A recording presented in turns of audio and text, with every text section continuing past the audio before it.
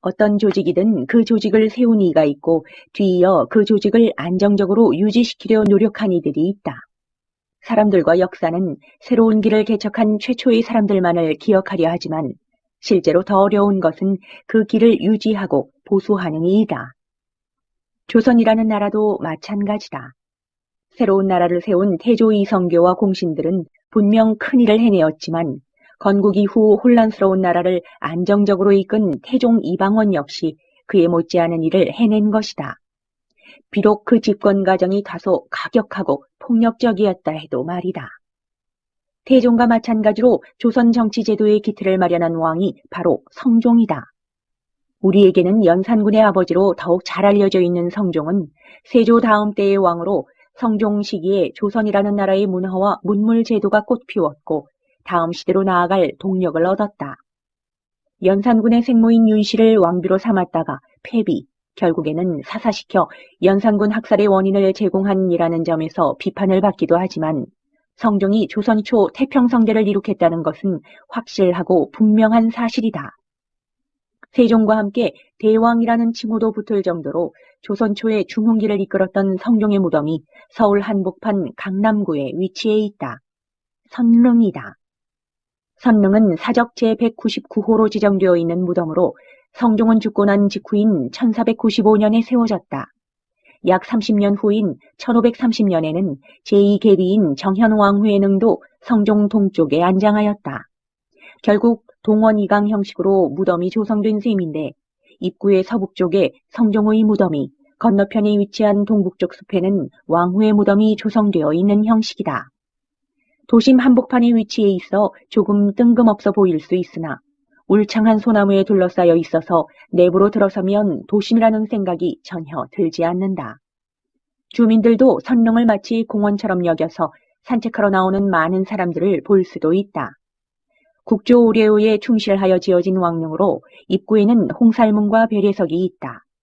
배 위는 모르고 보면 그냥 네모난 대리석 하나가 잘못 놓여져 있다고 여길 정도로 장식이 없고 투박한 모양새다. 정자가까지는 반듯한 참도가 일자로 깔려 있다.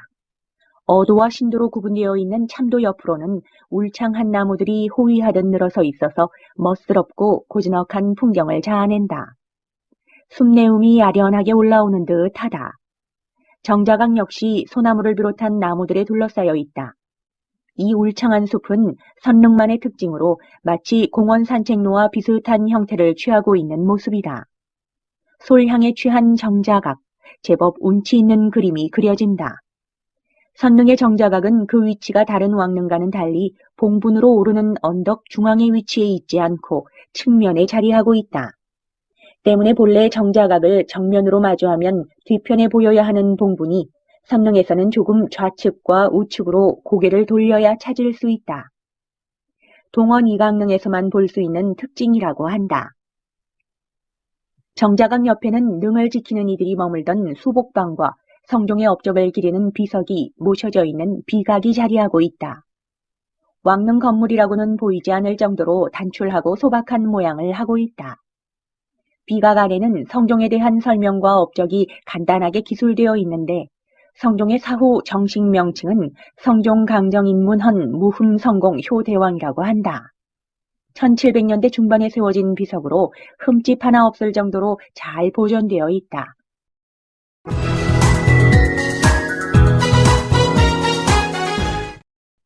서쪽에 위치한 성종의 봉부는 위엄이 있고 웅장한 기운이 감돈다. 하계와 중계에 걸쳐 있는 성마와 문석이는 모두 패기롭고 힘찬 모습으로 왕릉을 굳게 지키고 있다. 병풍석과 난간석이 세워져 있는데 이는 당시 시대상으로 보면 조금 특이한 부분이다. 세조의 유교를 어긴 셈이 되기 때문이다. 세조는 능은 석실이 유해무익하니 석실과 사대석인 병석을 쓰지 말라며 병풍석과 석실의 설치를 금했다. 이 유교에 따라 세조 사후 조영된 왕릉에는 석실과 병풍석이 없었으나 선릉부터 병풍석이 다시 나타나기 시작하는 것이다. 그 외 다른 부분은 모두 국조 오례오이를 충실히 따르고 있어 다른 왕릉과 비슷한 모습을 하고 있다. 장명등과 혼유석, 망주석이 상계에 위치해 있고 봉분 좌우로 사악한 기운을 물리친다는 석양과 석호가 자리하고 있다. 선릉 반대편에 위치한 정현왕후의 능도 기본적으로는 선릉과 마찬가지 형식을 취하고 있다. 문무석인의 모습이 조금 부드럽고 섬세하다는 점은 왕후의 무덤인 탓으로 보인다. 선릉에는 사실 시신이 존재하지 않는다. 임진왜란 당시 능이 완전히 파헤쳐졌기 때문이다. 후에 전쟁이 끝나고 수습이 진행될 때도 잿더미들만 나왔기에 현재는 보수하면서 새로 만들어 올린 의복만 묻혀 있다. 제실인 정자강 역시 임진왜란 때 전소되어 인조 때 보수했으나 그 이듬해 또다시 능침에 불이 나는 등 선릉은 여러 순환을 겪으며 오늘날까지 살아오고 있는 것이다. 성종은 어려서부터 세종과 태종을 닮았다는 칭찬을 들으며 자랐다. 할아버지인 세조는 총명하고 도량이 넓은 성종을 무척 어여삐 여겼고 성군이 될 것이라는 말을 자주 하였다고 한다. 아버지인 의경세자는 그가 갓난아기일 때 죽고 말았고 형인 월산대군은 몸이 약하여 여러 잔병치레가 많았다. 결국 왕위는 밀리고 밀려 그에게까지 왔고 1469년 조선 9대 왕으로 즉위한다. 13살의 어린 나이에 즉위하였기에 7년 동안 수렴청정을 받았으나 실제로는 신숙주와 한명회를 비롯한 원로 대신들이 나라를 다스렸다. 20살이 되면서 친정을 시작하였고 자신만의 정치를 서서히 펼쳐나간다. 왕권을 강화하기 위해 대간을 성장시켰고 원로 대신들을 견제할 새로운 세력을 불러들임과 동시에 한명회의 딸과 결혼을 하여 중립을 지킨다. 나이를 먹은 원로 대신들은 하나둘 세상을 뜨고 조정은 성종의 뜻대로 움직이게 된다. 강화된 왕권을 바탕으로 성종은 조선 초기의 중흥기를 이끌어낸다. 경국대전이 완성되어 반포되고 홍문관이 설치되며 압록강과 두만강 주변의 여진족을 소탕한다. 성종의 이전 태종과 세종, 세조가 쌓아올린 많은 것들이 그의 시기에 화려하게 꽃피운 것이다. 가히 태평성대라 할 수 있는 시절이었다. 조선 초 중흥기를 이끌어낸 성종의 유일한 실책이라면 패비 윤씨 사건일 것이다. 훗날 연산군이라는 희대의 폭군이 등장하게 된 원인이 된 사건으로 아마 성종 개인적으로도 가장 후회가 남는 사건일 것이다. 패비 윤씨는 신숙주의 조카로 처음에는 후궁으로 궁에 들어왔다. 성종의 첫 아들을 잉태하면서 총애를 받게 되고 얼마 후 공해왕후가 서거하자 왕비로 승격된다. 여기서부터 문제가 시작되는데 다른 후궁을 찾는 성종을 윤씨가 못마땅해 한 것이다. 계속되는 후궁과 왕비의 다툼을 보다 못한 성종의 어머니 인수대비는 분노하여 그녀의 탄핵을 주장하고 다른 대신들이 이를 뒷받침한다. 이미 신숙주는 죽고 없었기에 윤씨를 감싸줄 사람은 전무한 상황이었다. 성종은 그녀가 원자인 연산군의 생모인 점을 들어 탄핵과 사살을 반대했지만 거듭되는 탄핵과 대신들의 읍소에 결국 패비 윤씨를 사사시키고 만다. 성종은 죽기 전에 이 사건에 대한 논의를 100년간 금한다는 유명을 내리지만 불과 50년도 안 되어 연산군에 의해 이 유명은 깨지고 만다. 세종과 세조의 업적을 화려하게 꽃피운 성종이지만 그의 아들은 조선을 유례없는 혼란 속으로 밀어넣었다.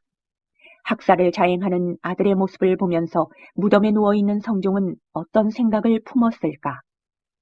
그의 씁쓸하고 서글픈 마음이 능 곳곳에 켜켜이 쌓여있는 듯하다.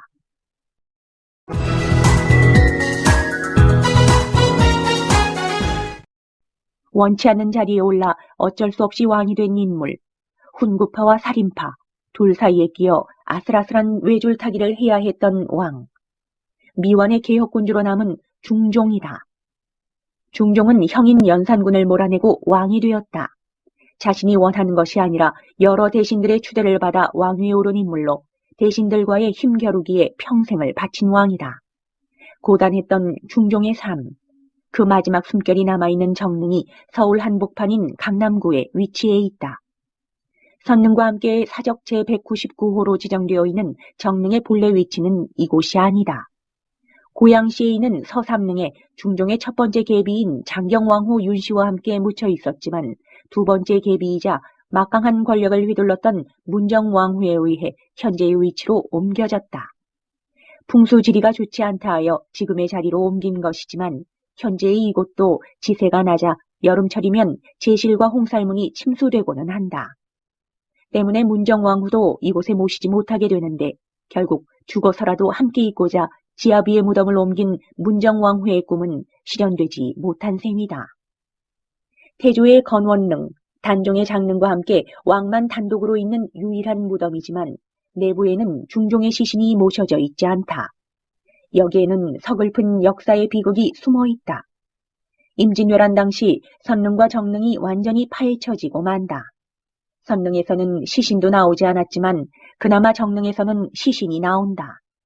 이 시신이 누구인지를 가려내기 위해 당시 궁궐에서는 일대 소란이 벌어진다.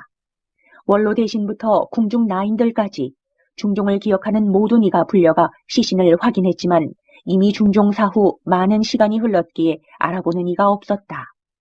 결국 중종인지 아닌지 모를 이 시신은 선조의 명에 따라 정릉이 아닌 다른 곳에 잘 묻어주게 된다. 죽고 나서도 못난 후손들 덕에 편히 안식을 취하지 못한 것이다. 그러한 중종의 비탄이 서려 있기 때문인지 몰라도 정릉 전체에는 으스스한 기운이 감도는 듯하다. 홍살문과 잘 정비된 참도 주변으로는 황량한 평지가 쭉 늘어서 있다. 제실 공간인 정자각이다. 얼핏 봐도 낡고해진 것이 눈에 확 들어온다. 홍수 때마다 침수되었기 때문인 것으로 보이는데 금방이라도 주저앉을 것 같은 불안불안한 모습이다.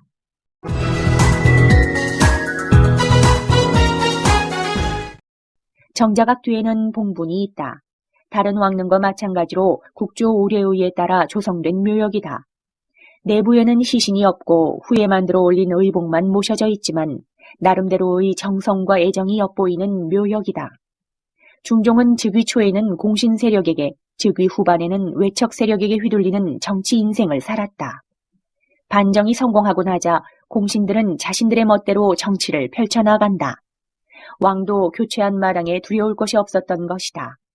중종은 이들을 견제하기 위해 왕도 정치를 앞세운다. 하지만 이미 공신들의 세력이 너무 막강해진 상황. 이에 중종은 혼자만의 힘이 아닌 새로운 세력을 만들어낸다. 사림의 등용이었다. 개혁을 원하던 젊은 사림들은 중종의 결정을 적극 지지하며 그의 곁으로 몰려든다. 그리고 이들의 중심이 된 인물이 그 유명한 조광조다. 조광조는 철저한 유교 정치를 꿈꾸며 개혁을 진행해 나갔고 이는 일견 성공하는 듯 보였다. 하지만 그의 개혁 정치에는 많은 조건이 따랐다. 애초에 자신의 자리가 아니었던 왕위에 앉은 중종에게 철저한 도학 정치와 함께 철저한 선비 정신을 요구했고 이는 중종을 피로하게 만듦과 동시에 개혁에 대한 열망을 꺼뜨리는 계기가 되었다. 결국 조광조는 훈구포와 중종에게 떠밀려 축출되었고 그를 따랐던 사림들 역시 조정에서 그 모습을 찾아보기 힘들게 되었다. 완벽한 훈구파의 승리였다. 사림이 모습을 감추면서 다시 공신 세력이 고개를 들었고 중종은 이에 대한 견제 세력으로 윤임과 윤원로, 윤원형 등 외척 세력을 중용하게 된다. 외척과 공신들의 싸움이 다시 시작된 것이다. 이들의 싸움은 사림과 공신들의 싸움처럼 쉽게 결판나지 않았다.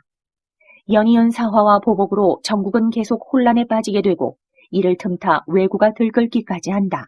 그야말로 총체적 난국인 셈이다. 결국 중종은 그토록 원했던 개혁을 이루지 못하고 생을 마감한다. 38년이라는 긴 시간을 통치했지만 계속되는 알력 다툼 때문에 이렇다 할 업적도 남기지 못한 재위기간이었다. 중종은 재위기간 내내 공신 세력과 싸워야 했다. 조광조를 비롯한 사림들을 불러들인 것도 그 이유에서였고 훗날 부패의 근원이 되는 외척을 등용한 것도 그 이유에서였다. 하지만 중종의 공신을 내치고 개혁을 하려던 중종의 결심은 다소 약했다. 조광조 사태를 두고 사관들이 마치 두 임금에게서 나온 일 같다라고 평할 정도로 그는 우유부단했고 결심한 일을 끝까지 밀고 나가지 못했다. 중종이 조금만 더 결심이 강했더라면 조광조에게 전폭적인 믿음을 끝까지 보냈더라면 조선의 역사는 많이 달라졌을까 모를 일이다.